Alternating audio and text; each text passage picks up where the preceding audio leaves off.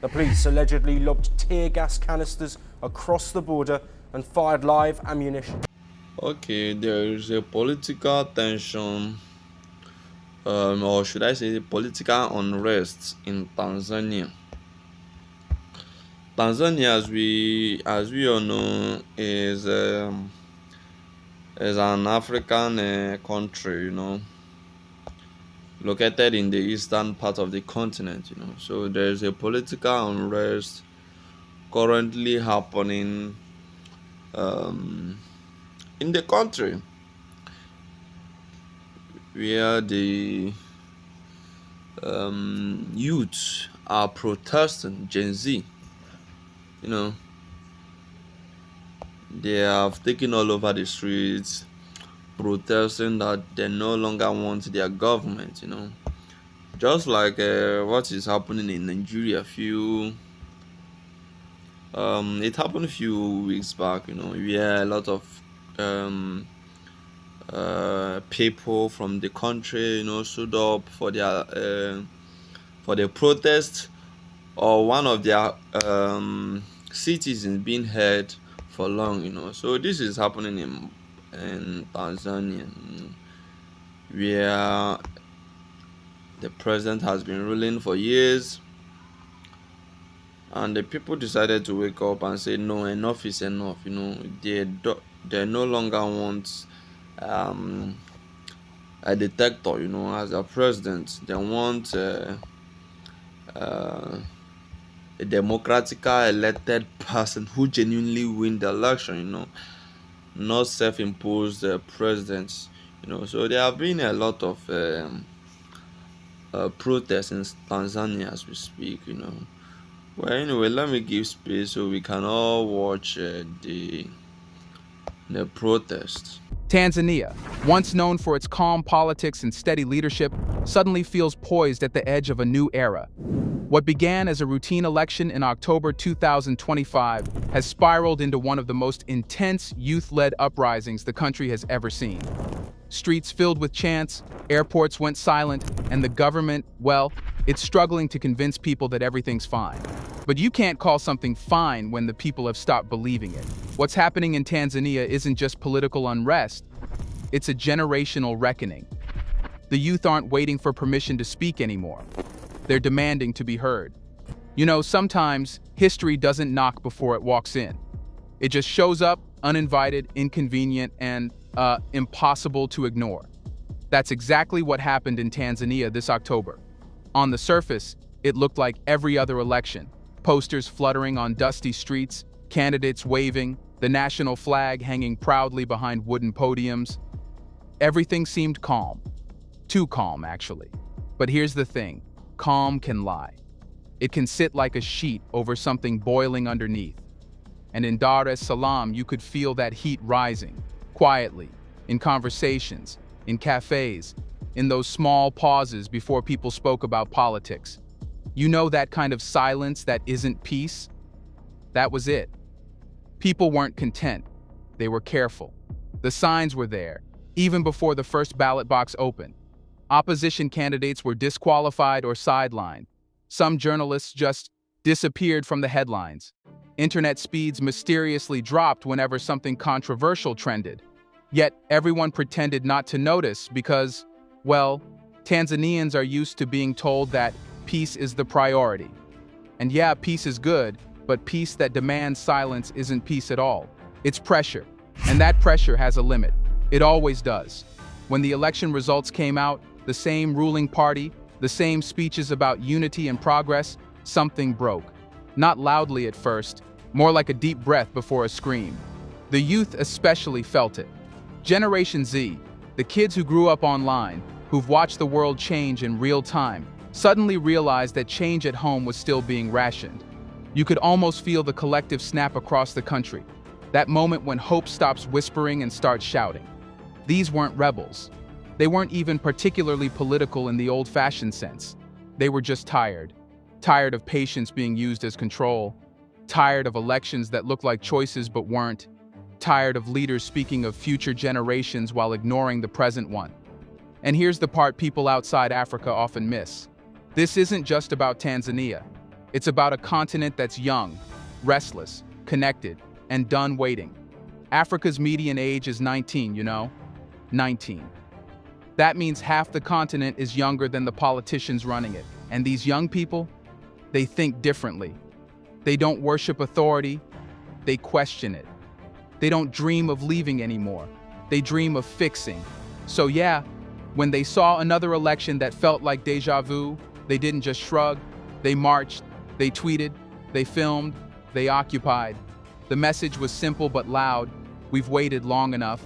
And once that message left their mouths, it spread, fast, uncontrollable, electric. It stopped being an election story and became something bigger. A generational line in the sand. Tanzania wasn't just voting anymore. It was waking up. And that awakening, that mix of anger and clarity, didn't come out of nowhere. It was built layer by years of disappointment dressed up as progress. To really see where this wave came from, we have to look at what caused it. That election itself, the one that pretended to be democracy but felt like deja vu. Elections are supposed to be like mirrors. They should show a country its own reflection. But in Tanzania's case, the mirror was fogged, deliberately. It was one of those moments where everything looked democratic on paper. But if you tilted the paper just right, you could see the watermark of control shining underneath. President Samia Suluhu Hassan stood there, calm, polite, articulate, promising stability, promising reform. And to the outside world, it looked perfect. Western diplomats nodded approvingly, The international press called her a voice of calm in a turbulent region. Investors smiled, markets relaxed. Everyone loves a story that sounds like peace. But here's the uncomfortable truth. Sometimes peace is just censorship wearing a suit. Behind the smiles, the real contest had already been decided. Opposition leaders were disqualified or detained for procedural issues. Others just vanished from the conversation altogether. The media was soft-spoken, as if afraid to say the wrong word. And when a government starts deciding who gets to compete, is it still an election or is it theater? That's the thing that struck so many young Tanzanians. It wasn't even about who won. It was about the feeling that winning wasn't possible anymore. Everything was framed to look participatory, but participation without influence is just decoration. It's a democracy with the batteries taken out. And the way the world reacted, that might be the part that stung the most. The same Western nations that hold seminars about democracy, that fund workshops about civic freedom, didn't say a word. They applauded Tanzania's peaceful elections. Peaceful, huh? Peaceful for whom? Peaceful for the powerful, maybe. That's what people forget. Silence can be violent too. When injustice is ignored, it doesn't disappear. It mutates. It becomes frustration, then protest, then revolution. It's like pressure building in a closed room. And in Tanzania, that room was airtight. For Gen Z, this wasn't just another political disappointment. It was personal. They've grown up being told to trust the system, to respect authority. But they've also seen what happens when they do nothing. No change, no accountability, just a different name on the same policy. So when the 2025 election came and looked suspiciously like every election before it, something inside them said, enough.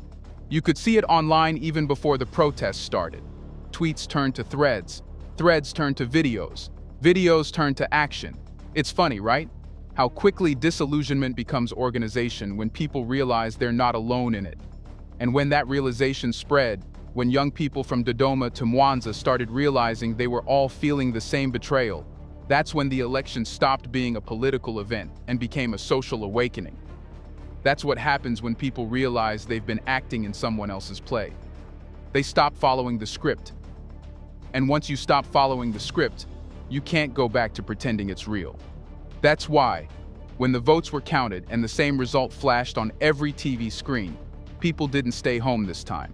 They stepped out. They filled the streets. They said, "We voted, but now we'll be heard."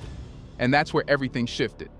The protests weren't just a reaction, they were a realization, an awakening that no law, no slogan, no smile from the president could contain anymore. Because when people finally understand that democracy has become performance, they stop being the audience, and they become the actors. You know, when people say the youth are the future, they usually mean it in that soft, polite, distant way, like a line they say at speeches. But what they forget is that the future eventually grows up, and when it does, it knocks on your door. That's what happened in Tanzania. The youth stopped waiting for the future. They brought it. It started small. A few students, a few voices online, one video here, one thread there, nothing dramatic at first, just frustration, honest and raw, but you could feel it building. There was something different in their tone this time. It wasn't just a complaint, it was clarity. They weren't asking for permission anymore. They were stating reality. Then, like a heartbeat speeding up, it spread. Universities, neighborhoods, marketplaces, everywhere, that same pulse. Young people weren't waiting for politicians to lead them. They were leading themselves. They organized through group chats and they coordinated through hashtags. No meetings, no official leaders, just trust and timing. It was beautiful, really. Almost poetic. Like a generation finally speaking the language that only it could understand. And you could see how scared the government got, not because it didn't expect protests, but because it didn't know who to blame. There was no single person to arrest, no party to accuse of incitement. This wasn't about ideology, it was about identity. The system could handle opposition, but it couldn't handle awakening. The slogans were simple but powerful. "We want truth," shouted by kids who had grown up hearing only half of it. For them, this was personal. They'd seen the country's beauty, the beaches, the mountains, the rich history, and they couldn't understand why its politics still looked like a bad rerun. Why promise the world and deliver silence? Why talk about progress while punishing anyone who defines it differently? You could feel the rhythm of the protests. It wasn't just anger, it was purpose. These young people weren't breaking things for the sake of it. They were breaking patterns. And honestly, it was inspiring. Even the way they used humor, turning fear into memes, turning propaganda into parody, showed they weren't afraid anymore. That's the thing about laughter. It's rebellion disguised as joy. But you know, no matter how peaceful a protest starts, those in power often mistake passion for danger. The government started labeling them agitators, foreign influenced, all those usual terms. It's easier to dismiss a movement if you make it sound like a threat. But this wasn't foreign. It was local. It was homegrown, deeply Tanzanian. It was young people saying, "We love this country enough to argue with it." That's a kind of patriotism the old generation doesn't always understand. The kind that's loud, messy, and absolutely sincere. They weren't protesting against Tanzania. They were protesting for it.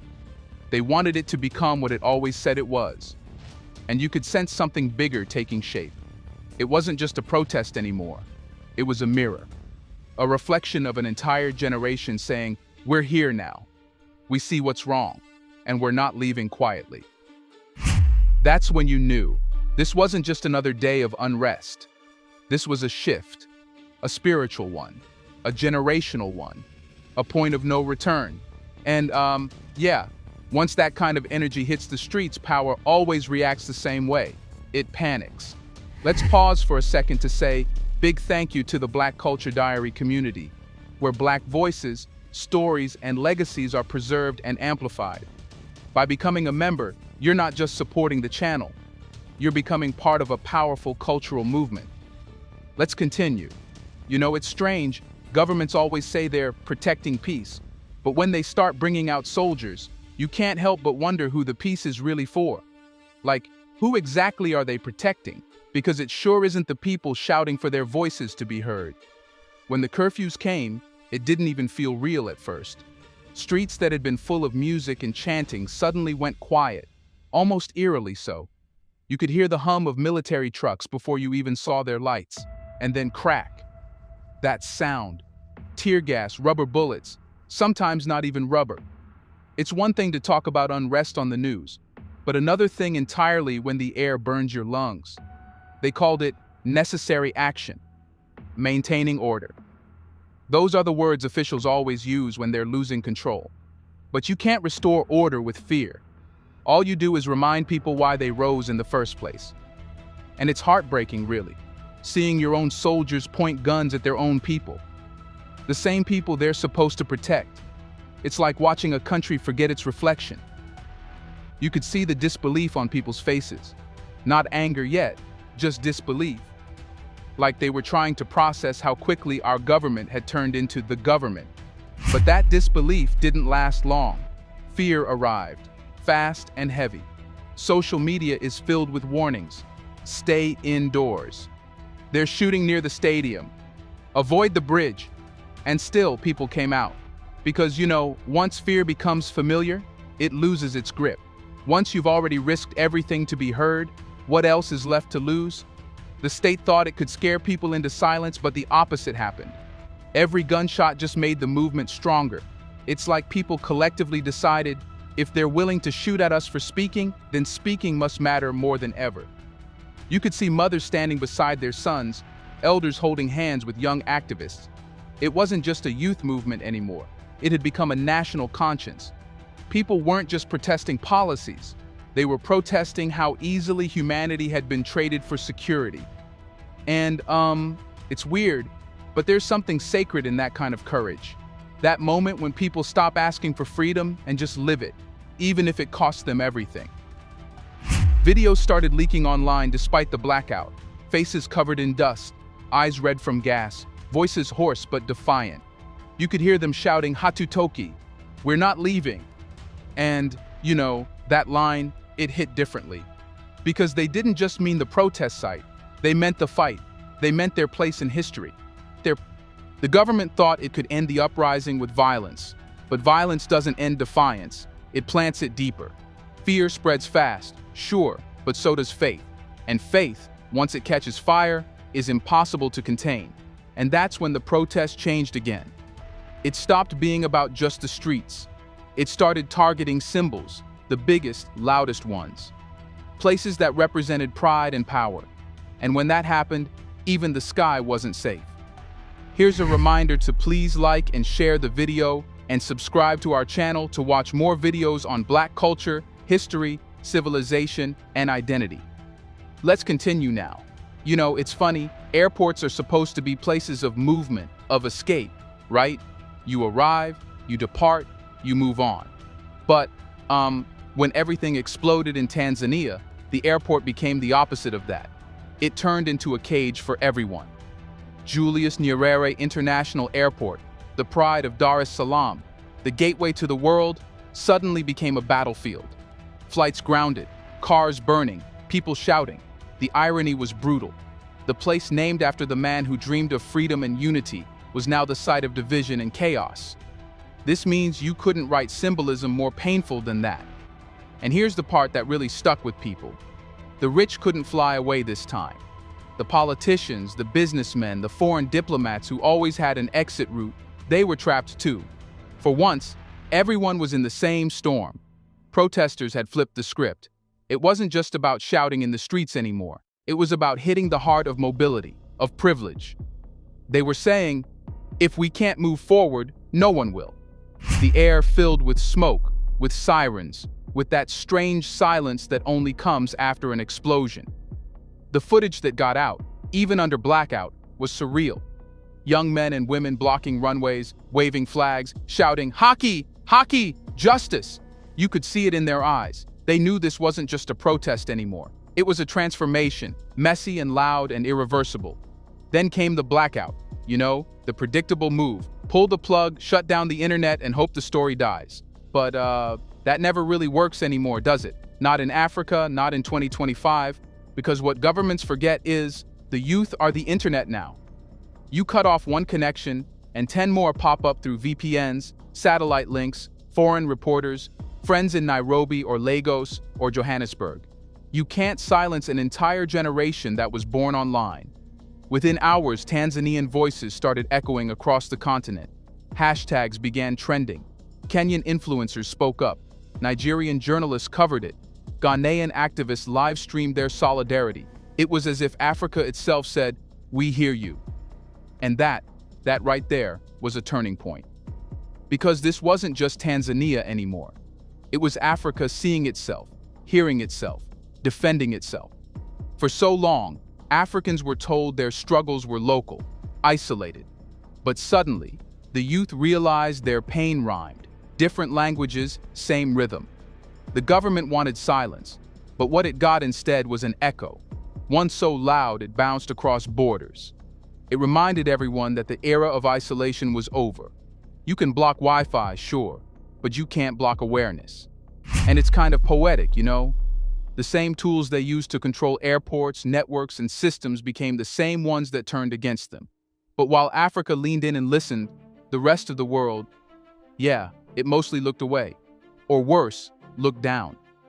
That's when the story stopped being just about the protests and became a mirror reflecting how the world still treats African pain. You know, there's this strange thing that always happens whenever Africa erupts. The world looks up, frowns a little, mumbles something about stability, and then just moves on. It's like clockwork. And Tanzania's crisis wasn't any different. Within hours of the protests filling the streets, the same old statements started rolling out. We are deeply concerned. We urge calm on all sides. We call for dialogue. You could almost hear the copy-paste fatigue in every line. It's like they've got a template saved somewhere. Just change the country name and done. But here's what makes it sting. It's not that the world said too little, it's that it said the wrong things. When people are bleeding, you don't ask them to calm down. You don't tell them to be patient. You ask who hurt them. You hold the one with the weapon accountable. But no, the global community played its favorite role again, the neutral observer. And neutrality, when you have power, isn't neutral at all. It's a choice. It's a side. You had Western nations, you know, the usual ones, issuing travel advisories. Avoid non-essential travel to Tanzania. Exercise caution. The same governments that invest billions into African development were suddenly more concerned about tourists than Tanzanian citizens. The same voices that lecture Africa about democracy couldn't even whisper the word repression when it actually mattered. It's kind of ironic, when Africa votes, the West sends observers. When Africa rises, it sends warnings. Maybe because an Africa that obeys is useful, but an Africa that questions is dangerous. And human rights organizations, sure, they spoke too. Reports, condemnations, and petitions. Important, yes, but it always feels like paperwork after the fact, doesn't it? Like the world documents African pain better than it helps it. We get paragraphs instead of protection. Still, something changed this time. The silence didn't discourage people, it exposed something. Africans started realizing again that they are their own safety net. Waiting for outside validation is just another form of dependence. That freedom to mean anything has to be self-defined, self-defended. And maybe that's what frightens the powerful the most, a continent that no longer needs applause to believe it's right. A continent that can say, we see what's happening and we'll handle it ourselves. I guess, in a way, the world's silence was a gift, a painful one, but a gift still. Because, it forced Africa to look inward, not outward, to stop waiting for heroes and start becoming them. You could feel that realization spreading, quietly but steadily across the continent, like a light turning on one window at a time. Because if there's one thing history keeps proving, it's that Africa doesn't collapse under pressure. It evolves through it. And Tanzania right now is that evolution in real time. What happens next will decide if this moment becomes a tragedy or a turning point. So now, if your voice was silenced, would you still whisper or would you scream? Let us know in the comments section. If your country kept breaking your heart, would you leave it or fight to fix it? Do you want to watch more videos like this one? If so, subscribe to our channel and press the bell icon next to it. We have decided to bring videos on something nobody talks about: the Black culture, civilization, history, and evidence about how glorious Blacks have been. Thanks for watching, and until the next video, stay tuned. But it actually seems that the African youths are beginning to realize that over the long time they are being held in bondage. I mean, they are beginning to wake up. Just like the revolutionary leader of Burkina Faso, Captain Traore, said, Africans, you should wake up. I think this is beginning to happen. The African youth are beginning to take over their countries. If you look from Tanzania to Cameroon down to my country, Nigeria, you see a lot of things happening. A lot of protests. You know, the people are demanding for justice. The people are demanding for the right governance. The people are demanding for so many things. In Cameroon, the people are demanding for their president to resign. They no longer want him there. Paul Biya. From all indication, Paul Biya has been ruling the country for more than 40 years, if I'm not mistaken. So they have been ruling the country. He has been ruling the country. Uh, Paul Biya has been ruling the country for a very long time, and the people of he's actually 92 years, and the people of Cameroon are saying no, they no longer want him, So um, he's more serving as he's more like a self-imposed president. On just the recent concluded election in Cameroon, he won the election. But the people are wondering, how did this man win this election? Come on, we didn't vote him. Who did? Because but that's the African leaders. That's a way of retaining power for a long time. It's in their nature. You get it. So there have been a political tension and protests across the continent from different countries of the continent, down to Nigeria. People are demanding for what's right for them. People are demanding for a good governance. People are trying to ban um, the the Western dominance, or should I say, chase out Western dominance in their homes or in their country, just like Ibrahim Traore is doing in Burkina Faso. And he he's very more he's actually inspiring a lot of Africans and the youth, to take over their country, because and their country's resources, instead of handing their resources over to people who are imperialists and work for the betterment of the West. It's better you take it over and share the resources among the people for the citizens to enjoy. Come on, when you hear about Africa, you hear about a continent very blessed and rich, a rich continent. But then the reality is different. The reality is different in the sense that there's a lot of poverty ravaging the continent. Sorry to say that, but um, the continent is physically poor. Like people are suffering from poverty and all that. Yet you wonder where is the resources, where is the whole resources the continent is being blessed with. But it's not like it's not there. But these resources has been, should I say, taken over by the bad leaders.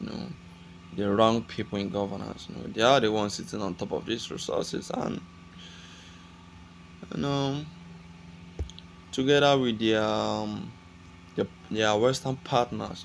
So the average man is not enjoying the resources. It's not getting to the average man. It's not getting to the root of the people. So this is why Abraham Traore is always calling for the African youth to wake up in their respective countries and demand for better governance and all that. Well, I'm happy that Tanzania has decided to listen to that call, and right now they are also demanding for what's best for them. And I wish them great luck. I wish them all they can get. Tanzania is a very beautiful country in this eastern region of Africa, So they are also blessed with resources. They shouldn't have anything to lack of. But then it seems that every African leaders are following the same script, the same Western script. All of them, it seems they are all following the same Western script. Look at the Nigerian leaders, you know. Look at the Nigerian president. Look at what he's doing. So it seems all of them are being given birth on the same day, by the same parents, mother and father, because why can't Africans enjoy what's right for them? I'm just thinking. Anyway, we wish Tanzania luck and everything they can get. So, what do you think about the protests happening in Tanzania by the Gen Z? It's Gen Z. That's always been the younger generation demanding for what's best for them, because the other one seems like they are tired, or kind of they are tired of demanding justice, or should I say, or they don't care whether the country gets better or not. They don't care because they are in their early 60s. Sorry, in their most of them are in their late 60s, 70s, 80s, or late 50s. So they don't have that time of coming to demand for justice or what's best or good governance. But it's always the Gen Z generation, the younger ones. So, what do you think about the protests? What do you think? Let us hear you in the comment section. And do not forget to like and subscribe to the channel. Thank you.